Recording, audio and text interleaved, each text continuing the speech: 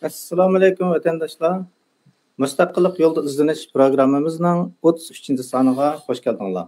Bugun biz hukumat va hamkorlik degan temaning ikkinchi qismiga Cumhur raisimiz Mamti Minal efendimni xushallik bilan taklif qildik. Suhbatimizga xush keldingiz. Hoş bulduk. Rahmet. Biz oldin qatim bu temada bir suhbat ilib bordik, ammo vaqt munosabati bilan bu suhbatni 20 minut to'xtatib qo'ydik. Bugun uni oxirini olib boramiz. Hamda diasporadagi bizning Xitoy bilan qilayotgan ko'rishimiz aql ko'rishi.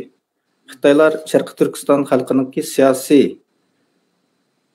g'oyasiga vakillik qilgan Sharqiy Turkiston hukumatiga tish tirnog'i bilan o'chlik qiladi. Va Sharqiy Turkiston surgun hukumatini og'diritish uchun shaytonning aql kelmaydigan o'yinlarni o'ynaydi. Hukumatimizni obro'sizlashtirish Xitoylarninki izchil o'ynayotgan o'yini. Hukumatimiz yiqitish bo'lsa, bularniki adaptiv maqsadi. Hukumatimiz har qanday hamkorlikni cho'qim hukumatimizni e'tirof qilishdan iborat eng aqlli shart bilan boshlaydi. Hukumatimizni e'tirof qilganlar bilan biz hamkorlashishni xohlaymiz. Hamda hukumatimiz har zaman o'zining prinsipi bilan ish bajardi va lavzida turdi. Lavzida turmaganlarni biz lavzidan yenib olganlarni nomussiz qilmish deb ayblaymiz. Har qanday tashkilotninki biz bilan qilgan munosabatda lavzidan yenib olsa, bu bir siyosiy nomussizlik deb biz buni hukumat nomidan ayblaymiz. Hamda bu vatan davosi durust niyat, pak yurakdan chiqqan muqaddas davo bo'lganligi uchun bu davoni biz ko'z qarchig'imizni asragandek asraymiz. Oldin qatim biz suhbatda siz bizningki bu hukumatimizningki Sabit Damolning izidan kelgan hukumat ekanligini so'zladingiz. Uningdan keyin birinchi jumhuriyatimiz to'g'risida so'zlab, biz jumhuriyatimizning territoriyasi va ulus to'g'risida so'zladingiz. Bu to'g'risida endi texim ochiqroq, texim to'liqroq bir hukm bergan bo'lsangiz. Rahmet Cüret. Men bu gapga javob berish ilgari ulus to'g'risida ozroq to'xtalay. O'tganda u savolda biz hukum to'g'risida davlat, hukumat va ulus to'g'risida to'xtalganligimiz uchun ulusga jiq vaqt berilmay qolgan. Bu Uyg'urlarning orasida ulus haqidagi bahs munozaralar xili bo'lgan ilgari. Men unga qatnashmaganda. Endi ulus degan bu hukmga kelishdan ilgari men Sabit Damollarni qurgan birinchi jumla to'g'risida shuni kelmanki, qisqacha desak, mendaq bir misol keltirayman. Mush misoldan kirishay bu masalaga. İkinci Cumhuriyetimiz kurulgan vaqtida agar birisi mesela G'ani Botirdan shu vaqtda seninki bir chet ellik so'rasanda, seninki ulusing nima deb so'rasa, what's your nationality inglizcha? Ulusing nima deb so'rasa, menimcha G'ani Botir cho'qim Sharq Turkiston deb javob berish kerak. Yani bu yerde Sharq Turkistonda iborat bir ulus, davlat shakliga kirgan, uluslashgan bir siyosiy gavda bor bo'lgan. Hamda ikki qadam orqaga yanaydi hemen. Bilimiz Tataristondan kelgan va O'rta Osiyo va unda halqagan rayonlarda qo'zg'algan pan-turkizm ideyasi bilan to'yingan biz jadidchilik harakatini bilamiz. Shuning bilan bu nurg'unlagan odamlar bizdan O'rta Osiyodan bizga, yani gerçekimiz bir Merkezi Asya'nın bir kısmı olsak mı berip kelgan. Bunun içinde Yavuşov degan bir Tatar adam Qashqarga kelganda. Qashqarga kelgan vaqtda Uyg'urlarninki naiti varvarlik davrida yashayotganini qattiq eshitgan. Ammo shuning bilan bir vaqtda o'z yashayotgan Tatariston va O'rta Osiyoninki Rus mustamlikasining nazarida temir yo'llar eglab taraqqiy qilganligini maqtangan. Endi bu yerda biz zidlik avvalda bu turib tursin. Qashqarga kelib, bu Uyg'urlarning varvarlik ahvolini ko'rib, bu yerda bir Uyg'urdan so'raydi. Millating nima deb so'ragan vaqtda u Uyg'ur İbrahim Halilullohning avlodiman deb javob berdi. Bu ikkinchi misol. Uchinchi misol shu degan vaqtda biz 1920-yillardan tortib she'r boshlagan. Ya'ni Yavuşov Qashqarni ziyorat qilgan vaqti bilan Turpan yaşayotgan ve ta ki Rusya'ya çıkmagan bizimki dastlabki Uyghur ziyolilarimizdan biri bo'lgan Abduxoliq Uyg'urni alsak, u she'rlarda Uyg'ur degan taxallusni ishlatib she'r yazgan. O hech zaman men İbrahim Halilullohning avlodi demagan. Demek bu 3 noktadan biz Uyg'urlarninki siyosiy engininki o'xshamagan 3 davrni ko'ramiz. Birisi Qashqardagi ayni vaqtdagi Texi birinchi Cumhuriyet kuruluşda ilgirki xalqlarning siyosiylashgan, siyosiylashmagan bir kimlik. Yani bu dini kimlik asosiga İbrahim Halilullohning avlodi bo'lganda. Hamda nimaninki Abduxoliq Uyg'urnikiga kelsak, bu ham milliy millatchilik nimasiga to'yilgan edi. Millatchilik g'oyasi va millatchilik ro'yiga to'yilgan. Shuning bilan bir vaqtda davlat qurishning asosi bo'lgan Uyg'urchilik. Uyg'ur millatchiligininki parlaq namoyandasi ko'ramiz. Endi biz G'ani Boturga borgan vaqtimizda biz Uyg'ur bo'lib millatni qayta to'nigan, millatlab shakllangan bir xalqninki ulus Sharq Turkiston ulusiga kirganligini his qilamiz. Hamda birinchi Cumhuriyetdan ko'ra ikkinchi Cumhuriyetga olsak, bu yerda Sharq Turkiston ulusi degan bir reallik barliq keldi. Qanday barliq keldi? Bir davlat qurilgandan keyin barliq keldi. Bu davlat albatta birinchi Cumhuriyetning davomi. Ko'p qism narsalar azdan o'xshaydi. Hamda bu qanday bo'lib bu qadar tez 20 yilda bu qadar tez o'zgarishlar Uyg'ur hayotida degan vaqtimizda dal bu yerda Uyg'urlarninki ulus, ya'ni davlat qurg'udak bo'lgan bir siyosiy gavdaga ko'tarilganligi. Buningda kollektiv o'zini anqirishninki, ya'ni Uyg'urlarning o'zini milliy bir millat ekanligini va xuddi O'rta Osiyodagi boshqa qarindoshlariga o'xshash bir davlatlik nimasini qurishga zo'r ekanligini his qilgan va buni amalga oshirganligini his qilamiz. Buningda sobiq Sovet baqqani roli bor, qatorliqlar bor, o'tirib tursin. Hamda ulus degan nima degan kelimiz hamda. Ulus degandan-ki ko'p hollarda nurg'unlagan buningki ta'birlari bor. Hamda vaqt murosasini qisqartib aytsam, birisi Fransuz tipidagi ulus, ikkinchisi German tipidagi ulus. Fransuz tipidagi ulus ko'pincha kelishim xarakterlik ulusga kirdi. Ya'ni bu yerda bu Fransiya inqilobininki natijasi bo'lib bilan davlatning ichida kishilar davlat bilan kelishim tuzib, davlatning fuqaroligiga aylanib, fuqarolikni qabul qilgan vaqtida shuning bir ulusning parchasi bo'ldi. Shuning uchun u yerda seninki nimaniki ulusing nima deb so'rasa, mening ulusum Fransuz deydi. Fransuz degani bu yerda Fransuz millatiga ko'ra shu davlatning fuqaroligini, ya'ni bir siyosiy kimligini alohida ta'kidlaydi. Ammo bu yerda kultural kimlik mi bor bu yerda? Xuddi Avstraliyalik desa, nalik desa, men ingliz demaydi. Ular men I am Australian deydi. Bu degan gap men Avstraliyalik deydi. Ya'ni bu yerda ulusligini Avstraliyalik deydi. Bu yerda bir millat huquqiga qaragan vaqtida bir siyosiy kollektivning kishida tavallik tuyg'usi alohida bo'ldi. Endi Germanlarning qanday degan vaqtda Germanlarningki Volksgeist.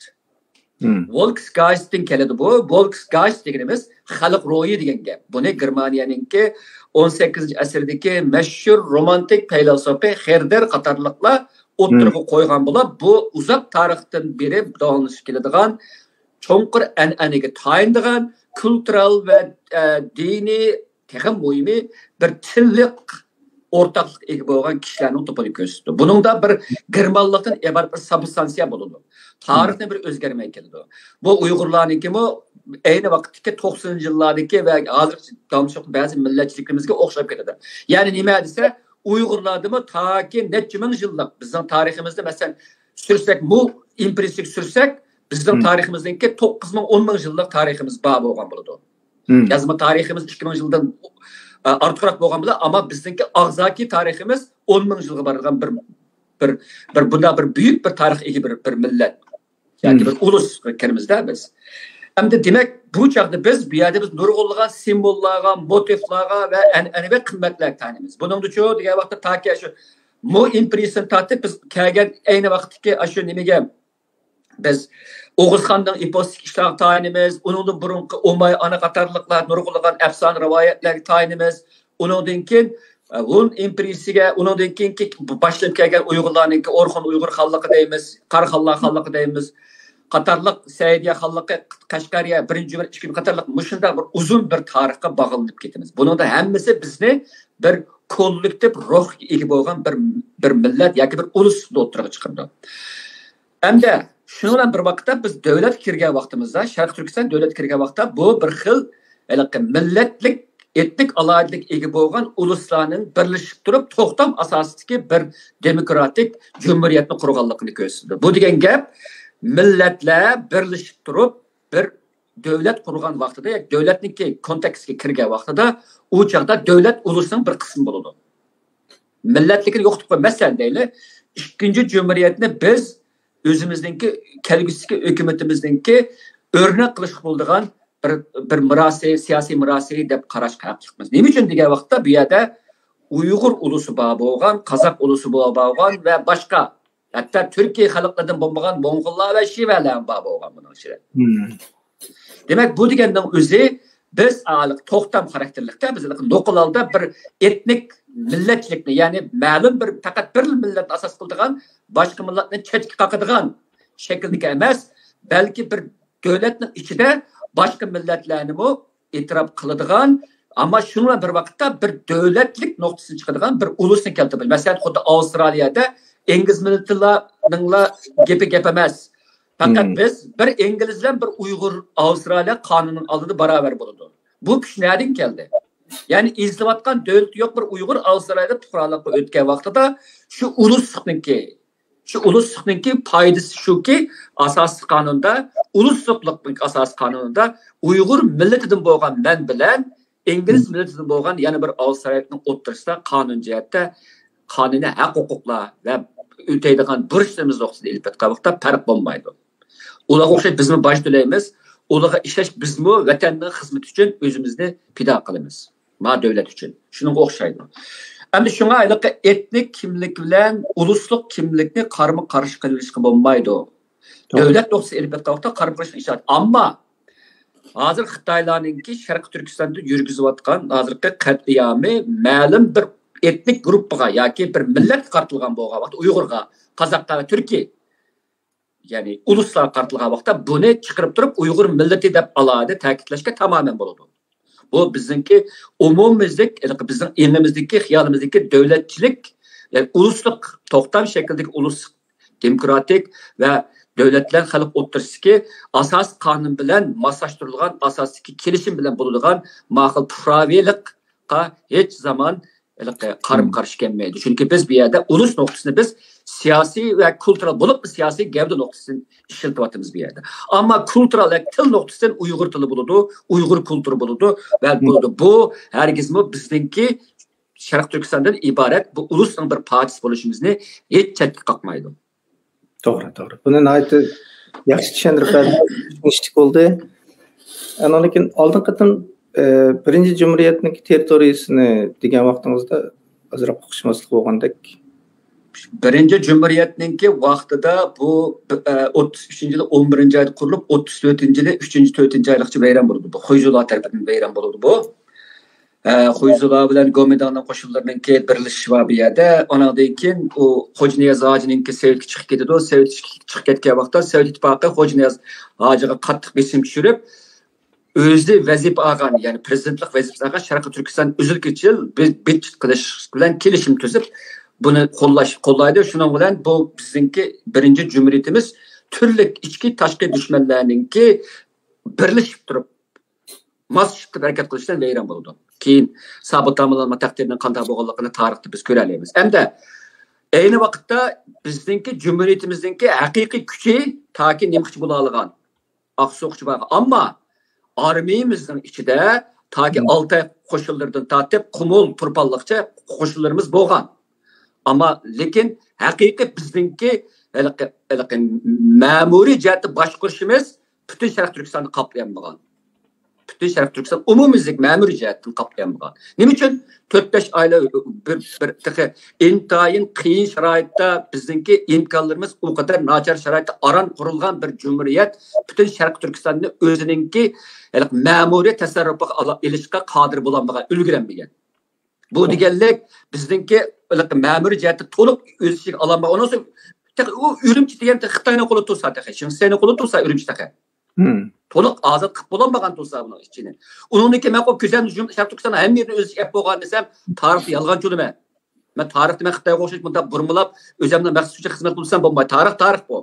Ammo birinchi jumhuriyat hech zaman Sharq Turkistonning butkul territoriyasi voz kechgan yo'q. Buningda hech qanday bir isbot yo'q. Faqat agar fursat berilgan bo'lsa, Sharq Turkistonning jumladan Xitoylar markaz qilib turgan shu Ürümçi, shu Sanji va shu bir qator bizning vatanimizdagi sharqqa qismidagi shu rayonlarni qo'lga kirgizib bo'lgan bo'ladi. Ammo uningga nim bo'lmadi, mumkin bo'lmadi. Xuddi ikkinchi jumhuriyatimiz Manas to'xtab qolgandek bir ish bu. Shunga o'xshash gap. U deganda ikkinchi jumhuriyatimizmi Sharq Turkistondagi territoriyalik bir butunlikda voz kechdi deganlik emas. To'g'ri. Buni bilan xursandlik qilib, ashani qilib oldi-ku deb gap o'ynasa bo'lmaydi. Tarix bu. İmkoniyat yer bermagandan keyin. İmkoniyat yer bermagan buningga. Xuddi ikkinchi jumhuriyatga imkoniyat yer bermaganda yoki yer berdirilmagandek gap. Ya'ni texnikada bir serkatni qilsam, Xitoyligimi Tayvanni olamiz deb, o'zining zimini bo'lmasimi, chalva qotgan shunday bir narsa bor bu yerda. Bu davlat deganning ishda bunday ish bo'ladi. Ammo davlat bo'lish fikrimiz bilan Xitoy o'zininki Tayvanga bo'lgan qarniyatidan hech voz kechmadi. Shundaqmi? Boshqalar shunday bo'lib o'tadi. Hatto Angliya ham Balmora Saqib orollarida voz kechgani yo'q. Argentina voz kechgani yo'q. Shuning o'xshash talash tortish ziminlar bo'ladi dunyo tarixida, dunyo siyosatida. Bizlikda talash tortish emas, o'zimizga ega bo'lgan, o'zimizga taalluq bo'lgan bir ziminlar bu. Faqat uningga shu sharoit yer bermadi degan gap. Butun Sharq Turkiston zimini ikkili jumhuriyatda bizning zimin. Ammo shuni to'liq qilishga vaqt sharoit yer bermadi. Faqat mushunda boshqalar gap yo'rg'iltib o'ynabdi, amaliyotda noy tushunishli bo'ldi hozir. Ammo yana bir gap deb qo'yay. Bizning hukumatimizmi hech zaman bizda ham surgunda qo'ydi, vatanning tuprog'i emasdi. Surgunda bizmi hech zaman vatanninki bir chimdim yoki bir g'irish tuprog'idan voz kechimiz demayapmiz. Alanmaganligimiz bizning uni voz kechganligimizni bildirmaydi. Faqat biz fursat kutyapmiz. To'g'ri. Rahmat. Biz hukumatimiz hozirgacha hamkorlik ustida nurg'un ishlarni qilib, munbarni qurib chiqdi. Hamda hukumatimizga qanday shakldagi hamkorlik kerak? Qanday qilsak mustaqillik g'oyamizga eng uyg'un xizmat qilgan bo'lamiz? Bir tasavvurdan birni sizga. Hamkorlik degan gap men bilsam Parischa deb xatolashmasam, chunki ham degan o'zaro birlikda degan gap, kar degan gap bizdeki ish degan gap, ma'da kar degan kar yoki ma atishdan bir gapi bor. Ka qilmamsa deb qo'yamiz odatda. Buni boshqa tushunma, ka qilmamsa ish qilmamsa degan gap. Kar yo'q degan gap, ish yo'q degan gap. Kar degan gap bu Parischa gap. Hamda shu hamkorlik degan gap ishni birlikda qilish degan gap. Ishni birlikda qilish, birlik qilish, birlik ish qilish yoki ishni birlik qilish deganda. Hamda ish nima? Mening ishim emas, sizning ishingdir, bu vatanning ishimdir bu. Ish bu. O'ttirimizdagi ish bu. Hamda hamkorlikninki ticari, siyosiy yoki kultural bir ma'nosini olgan vaqtimizda men bir nimani beraman, bir foydani sizga, siz uni qaytarib birini berasiz, sizmi foydalanasiz, menmi foydalanaman.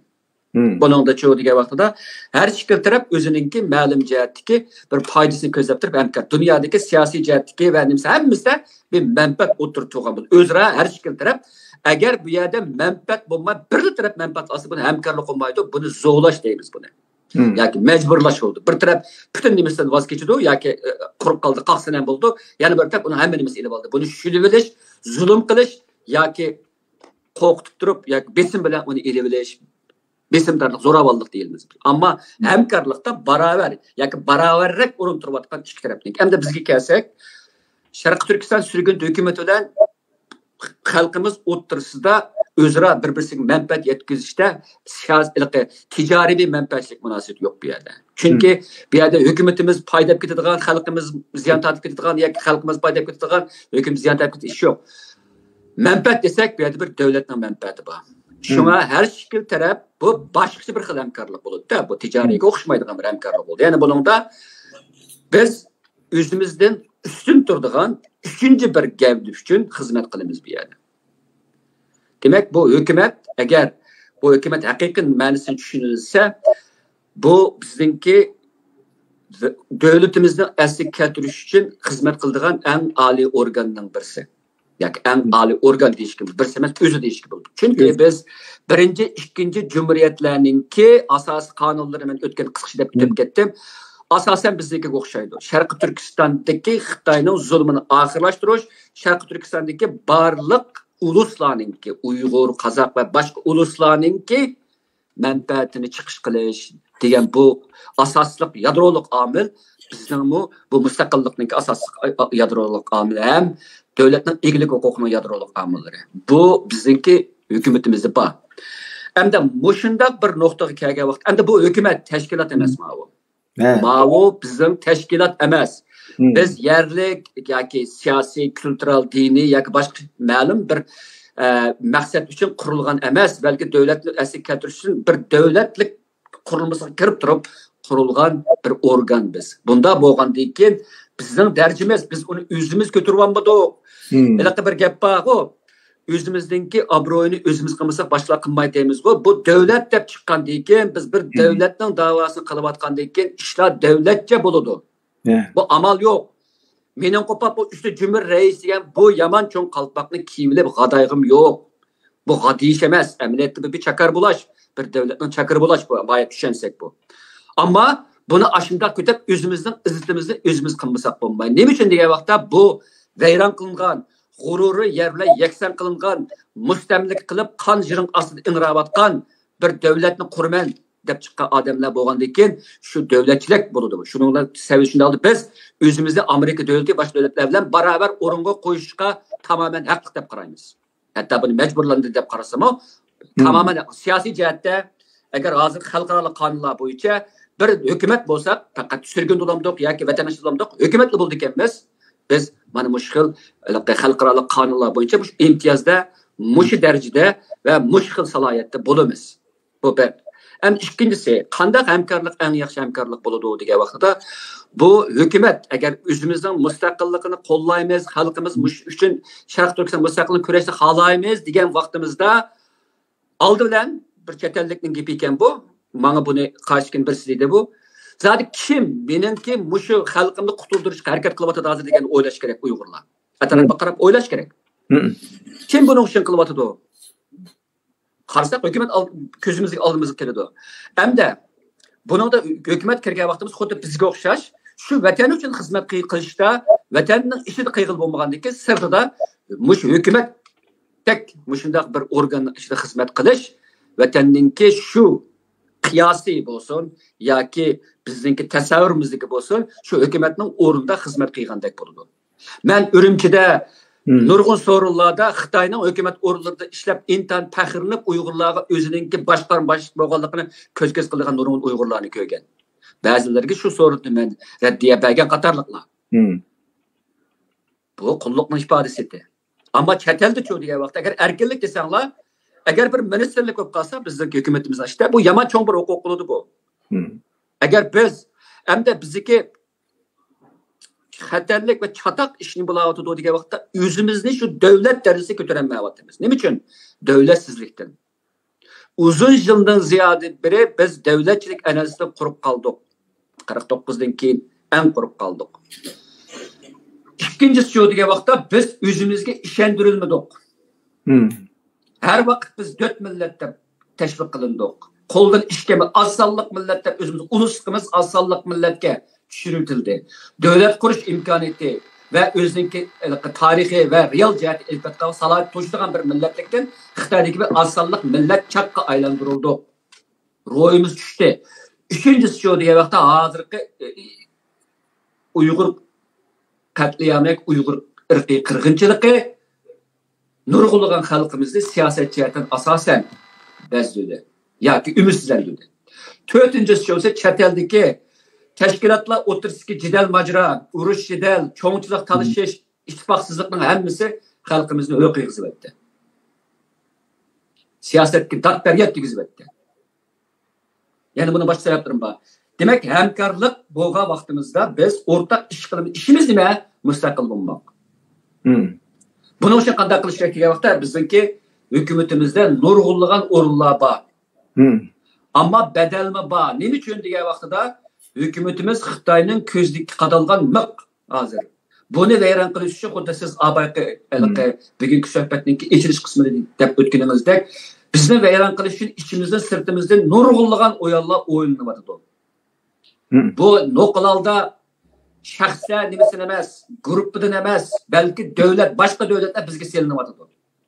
Hatto boshqa davlatlar selinish orqali Xitoy boshqa davlatlarning qo'li orqali bizning soddaliqimiz ve bizninki suyuq hissiyatçanlığımızdan paylanış arkalık bizni beyran kılmakçı buluyordu. Bu yamancak tekrarlanmadı. Elbette meyvis okşagan derekka başkalar taşı cık atıdı. O derek cık zahmelenidi. Nime için bazı teşkilatlarla başkalardan iş yok. Nime için ulanınki başka vaktada o kadar zor dağ doğusulap gitti, o kadar zor baş ahırsı çıkmaz. Skandallığa seçip tuşup ketken çıkıp toktap hazır hem iş ekip gidiyordu. Sual koyaş gerek bir yerde. Nime için hadırıkçı halkımızın otursa hükümetin obrazı yüzümüz tarafından kayıt meskheri kılındı. Bu hükümetin meskheri kıysan buludu. Bu degenen hükümet meskheri kıyıl olmayı degenlik emas. Ama oylanlar.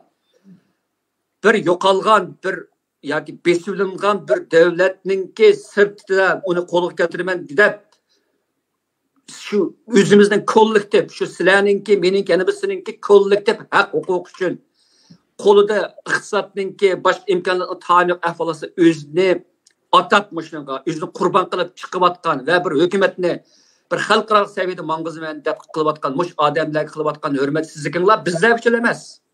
Balki aşı g'oyib uchun, aşı tarix uchun, aşı bir nishon uchun qilinayotgan haqorat bu.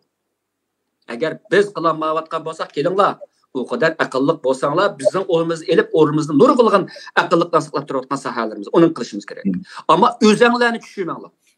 To'g'ri. Xuddi Xitoylar bizni zanglik qilganda bir uchumlar bir yak kelinmaydi, bular davlat qurolmaydi, o'zini bosh qurolmaydi deb mush vaqtcha bizni zanglik qilib keldi. Sizlar bu o'xshash zanglikni bizga da'vatsizlar. O'xshash zanglikni. O'zingni bosh qurolmaysan, nima degan gap? O'zingni bosh qurolmaysan degan gap, men bosh quraman seni. Sen deltini o'zingni boshqarmagandan keyin sen mening qo'lasimga kelsam, men seni boshqarib beraman demoqchi. Biz shunga yo'q deb keldik. Yo'q, men o'zimni boshqara olmayman.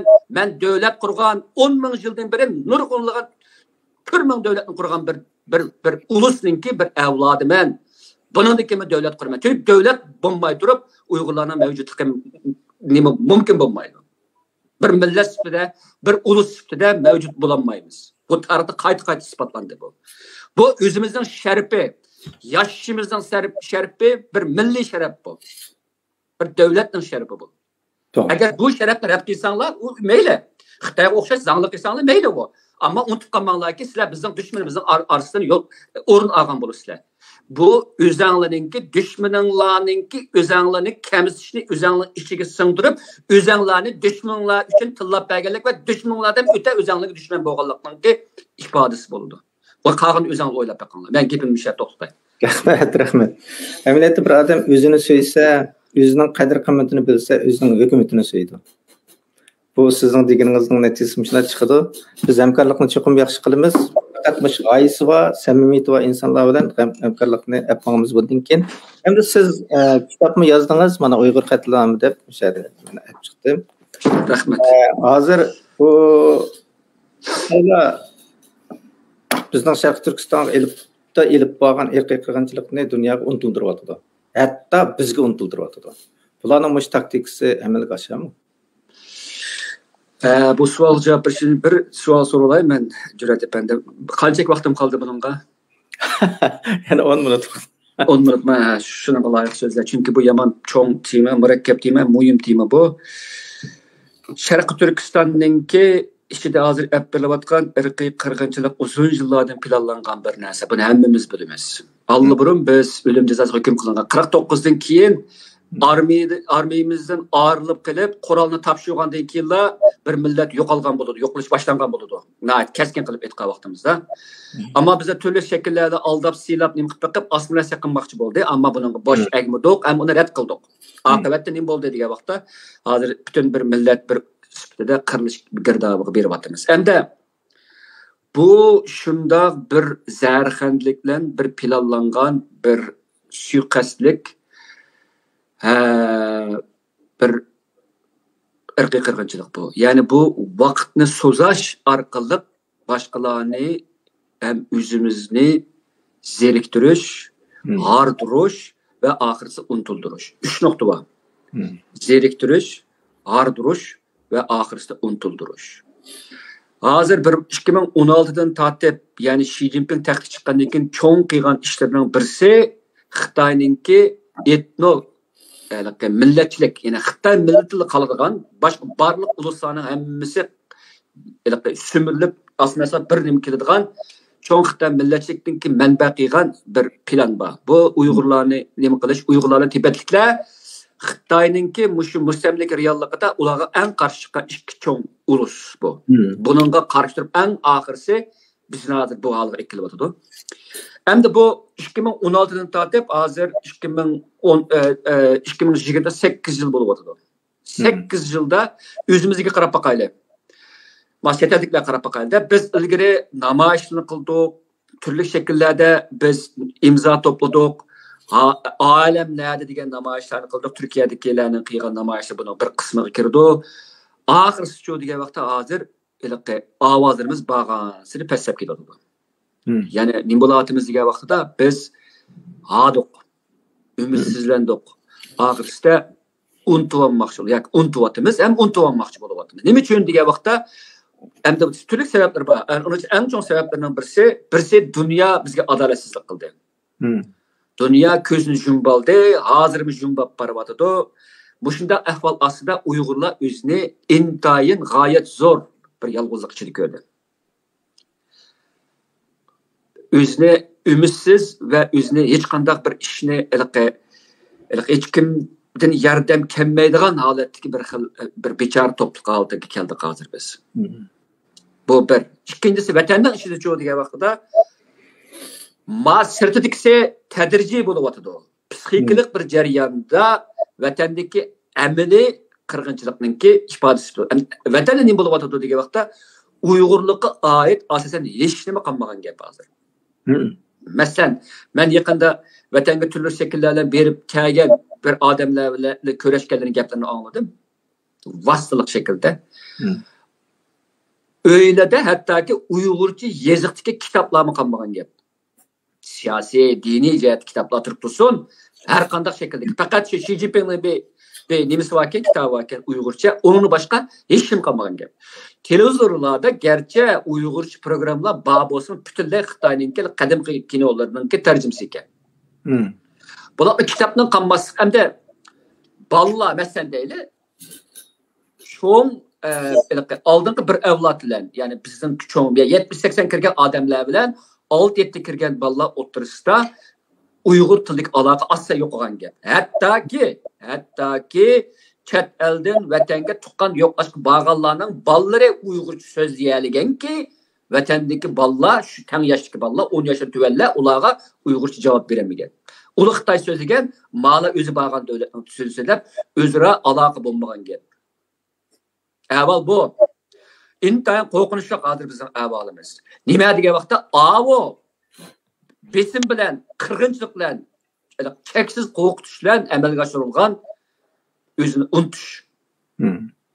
Ma chetellik shu degan vaqtida cheksiz ilib berilayotgan, bosh oxir chiqmayotgan bir irqiy qirg'inchilikda harg'inlashgan, umidi uzilgan va o'zini hech qanday bir ishga qolib kelmas his qilayotgan kollektiv bir xil o'zini tashkil shaklidagi unutish kirdi. Anadaki xalq rami shunday bo'lib o'tadi. Ya'ni xalq rami degan vaqt bu ishdan asosan unutish tushdi. Mana bu qitim Amerika'nınki tashqi ishlar ministri Blinken Sharq Turkistonda irqiy qirg'inchilik, hali ham irqiy qirg'inchilik va insonga qarshi jinoyatlar hali ham ilib berilyotdi dedi Xitoyga berishdan ilgari. Xitoyga berib kelgandan keyin dedi, men Sharq Turkistondagi kishilik huquq dafsanchiliklarni, human rights abuses dedi.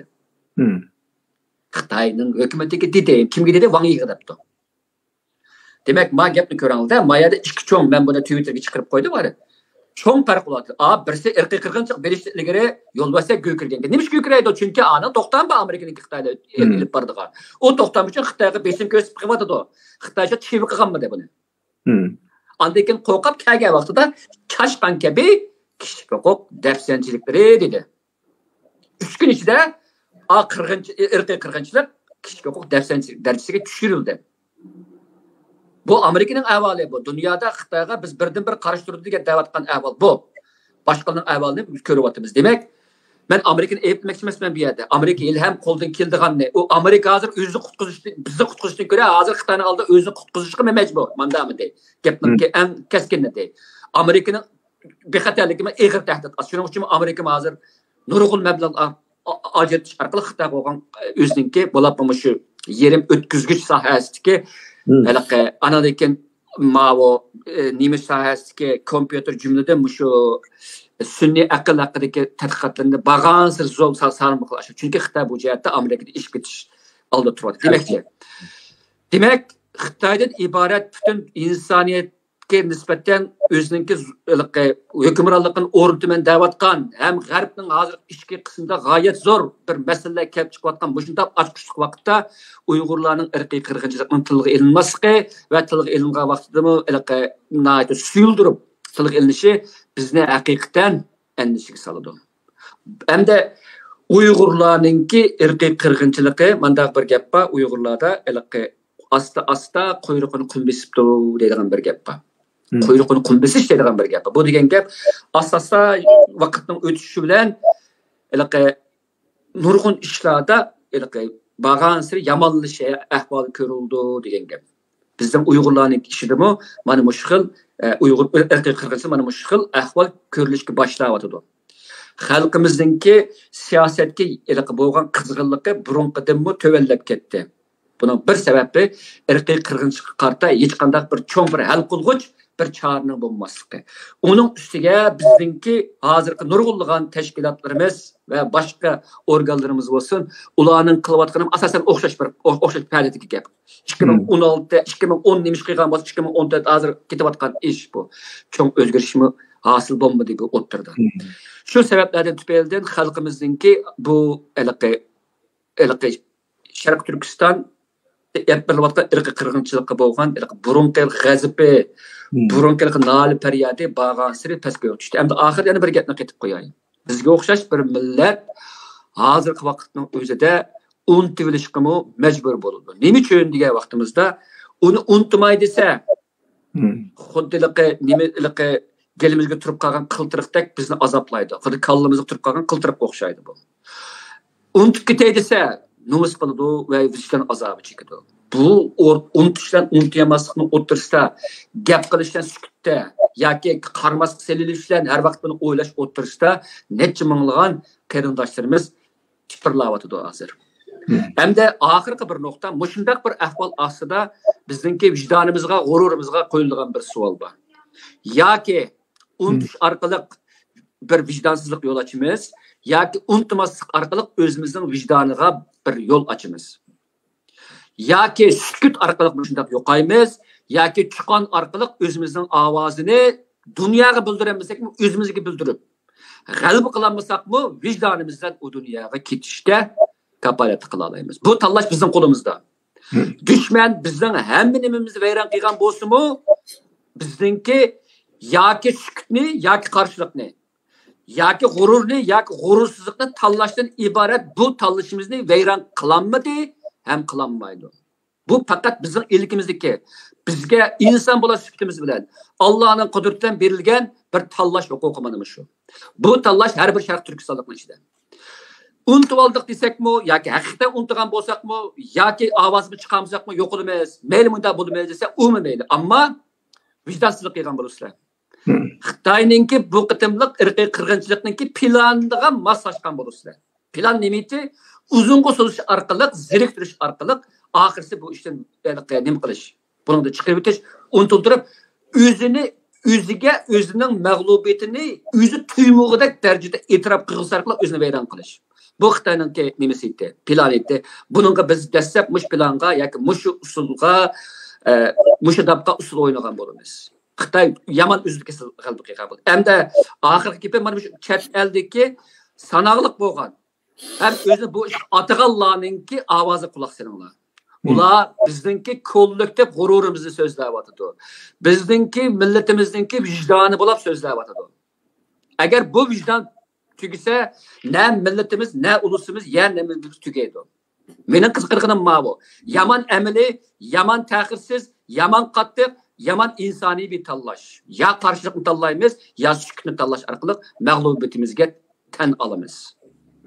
Men buni her bir Şarkı Türkistanlıkning vijdoniga sunaman. Mushunda bir tanlashga keldik hozir. So'zim tugadi. Rahmat. Dünya unutishi mumkin. Hozirgi vaziyatni dedingiz, siz Amerikaning vaziyatini eng qudratli davlat Xitoyning oldida nima ish qilayotganini. Ammo biz unutsak bo'lmaydi. Biz unutsak bu yashag'imiz bu hayot bizga hayot bo'lmaydi.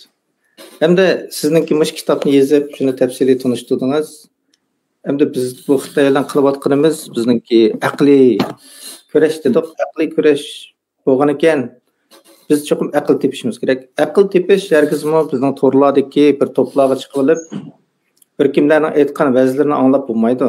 Misol kitob o'qish orqali Xudo G'ulom Osmon akam hozirgacha bizni tarbiyalab yozib kelgan nurg'un kitoblarni o'qish, videolarni anglash orqali sizning kitoblaringizni, undan keyin sizningki boshqa yozmalarınız bor. Shularni o'qish orqali bo'ladi. Endi bu qitim bizningki muavin Cumhur Rais Sayragul xonimning bu kitobi va Sweden'da bir kitobda mush kitob tanishtirildi. Bugun mana bu kitobda shu erkak qirg'inchilik to'g'riliq nihoyat inchki detallar bor. Men bu kitobni o'qib necha kun uxlamadim. Yelim ham ta'siridan qaytib qolmadim. Agar o'zimizning millatining nima bo'layotganini, Xitoyning siyosatining qanday bo'layotganini bilmoqchi bo'lsak, xalqning gapini anglab emas, o'qiyli. Ichida nima bor? Men oddiy bir misol deb beray. Bolalar yasliga borgan chaqda etigini og'ziga tayib choplab qo'ydi ekan. O'zining gapini qildi deb. Ota-onasi og'il kelgan chaqda shuning oldida ilib edir ekan. Bir kun faqat o'zining gapini qilgan gunohi uchun. Bu bir oddiy misol. Erkak qirg'inchilik mushunda bo'lgan, nurg'un zaman burundan boshlangan. Bu 2014 bo'layotgan ishlar bu. Hozirgacha 10 yil bo'ldi. Yosh bolalar o'zining gapini qilmay 10 yil o'tgandan keyin qanday cho'ng bo'ldi? Masalan, sizning boy dedingiz. Biz o'rganayli, tirishayli, vatanimizning mustaqillik uchun azroq kuch chiqarayli. Xalqimizningki bizning hukumatimizning qo'llab turishini, yordamda bo'lishini va o'zining iyon qilgan pullarni ayamasligini umid qilamiz. Hammanglarning mush vaqt xayrli bo'lsin. Vaqt munosabati bilan programmamiz mushata oxirlashdi.